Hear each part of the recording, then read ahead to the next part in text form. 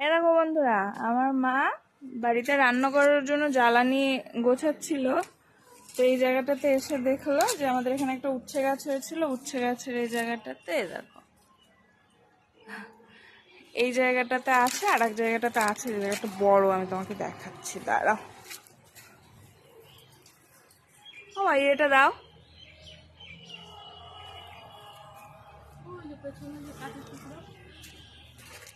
দাঁড়াও, এইটা দিয়ে তোমাদের দেখাচ্ছি। এই দেখো, অনেকটাই বড় বাবা। এই ভেতরে এই দেখো আরো আছে। এই দেখো, মা এই উচ্ছে গাছটা সরাচ্ছিল, মানে দেখতে এসেছিল যে ভেতরে কোনো সাপ পোকা হয়েছে নাকি, সেইটাই। মা এই যে পুরোটা এখন পরিষ্কার করে দিল। যেহেতু গরম পড়ছে না, গরমের সময় এদের একটু ভয় থেকে থাকে। আর আমাদের এই সাইড